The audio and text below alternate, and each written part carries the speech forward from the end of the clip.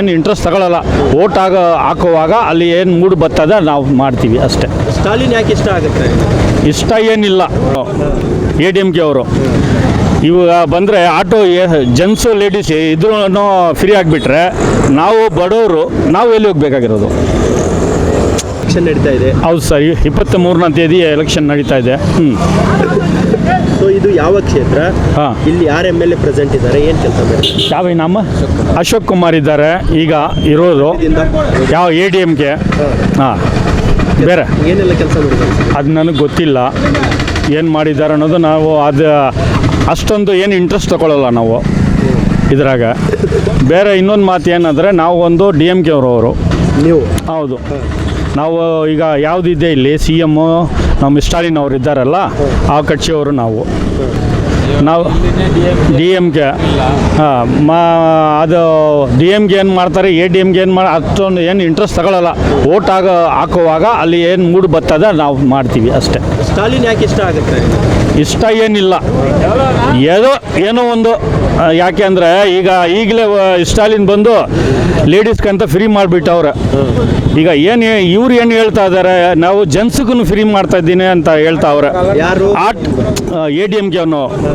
ADMK ಅವರು ಇವಾಗ ಬಂದರೆ ಆಟೋ ಜೆಂಟ್ಸು ಲೇಡೀಸ್ ಇದ್ರೂ ಫ್ರೀ ಆಗಿಬಿಟ್ರೆ ನಾವು ಬಡವರು ನಾವು ಎಲ್ಲಿ ಹೋಗ್ಬೇಕಾಗಿರೋದು?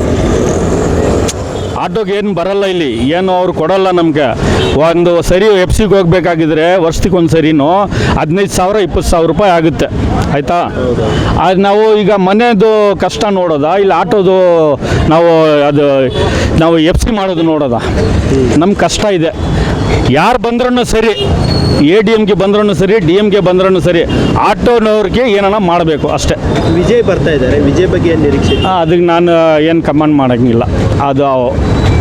ಅದು ಏನು ನಾನು ಏನು ಹೇಳಲ್ಲ ಅವ್ರಿಗೆ. ಯಾಕಂದರೆ ಸರ್ ಯಾಕೆ ಹೇಳ್ತಾ ಇರೋದಂದರೆ, ಹಾಂ, ಈಗ ಹೊಸ ಬರ್ತಾ ಇದ್ದಾರೆ ಅವ್ರದ್ದು ಏನು ನನಗೆ ಗೊತ್ತಿಲ್ಲ. ಈಗ ಅವ್ರು ಏನು ಒಂದು ಆಟೋದವ್ರಿಗೆ ಏನು ಮಾಡ್ತಾರೆ, ಬೇರೆಯವ್ರಿಗೆ ಏನು ಮಾಡ್ತಾರೆ ಅನ್ನೋದು ನನಗೆ ಗೊತ್ತಿಲ್ಲ ಅಷ್ಟೇ. ತಮಿಳುನಾಡು ರಾಜಕೀಯಕ್ಕೆ ಪ್ಲಸ್ ಸಿನಿಮಾಕ್ಕೆ ಬಹಳ ಜಸ್ಟ್ ಕ್ಲೋಸ್ ಇದೆ. ಸಾರಿ, ನಾನು ಸಿನಿಮಾ ನೋಡಿ 20 ವರ್ಷ ಆಯಿತು. ಥಿಯೇಟ್ರ್ನಲ್ಲಿ ಹೋಗಿ ಸಿನಿಮಾ ನೋಡಿ 20 ವರ್ಷ ಆಯಿತು. ಏನನ ಹಂಗೆ ಬಂದರೆ ಮೊಬೈಲ್ನಲ್ಲಿ ಬಂದರೆ ಹಂಗೆ ನೋಡ್ಕೊತೀವಿ ಅಷ್ಟೇ. ಬೇರೆಯವರು ಏನು ನೋಡ್ತಾರೋ ನೋಡಲ್ಲ, ನನಗೆ ಗೊತ್ತಿಲ್ಲ. ನನಗೆ ಇಷ್ಟ ಇಲ್ಲ, ನಾನು ಹೋಗಲ್ಲ. ವಿಜಯ್ ಪಾಲಿಟಿಕ್ಸ್ ಬರ್ತಾರೆ ಅನ್ನೋದು ಗೊತ್ತಿದೆ. ಗೊತ್ತಿದೆ, ವಿಜಯ್ ಬರೋದು ನನಗೆ ಗೊತ್ತಿದೆ. ಬಟ್ ಅವರು ಏನು ಜನಕ್ಕೆ ಏನು ಮಾಡ್ತಾರೆ ಅನ್ನೋ ಇನ್ನೂ ಏನು ಹೇಳಿಲ್ಲ ಅವರು ಅನಿಸ್ತಾ ಇದ್ದೀನಿ ನನಗೆ. ಇಲ್ಲಿ ಕೃಷ್ಣಗಿರಿಯಲ್ಲಿ ಯಾರಿದ್ದಾರೆ ಸರ್ ವಿಜಯ್? ಅದು ನನಗೆ ಗೊತ್ತಿಲ್ಲ. ಅಷ್ಟೊಂದು ನಾವು ನೋಡಲ್ಲ. ಪಾಲಿಟಿಕ್ಸ್ ನಾವು ಹೋಗಲ್ಲ ಅಷ್ಟೇ. ಅಲ್ಲಿ ಹೋಗ್ತೀವಿ ಅಂದರೆ ಯಾರು ಒಳ್ಳೇದು ಮಾಡ್ತಾರೆ ಅವ್ರ ಜೊತೆ ಅಷ್ಟೇ.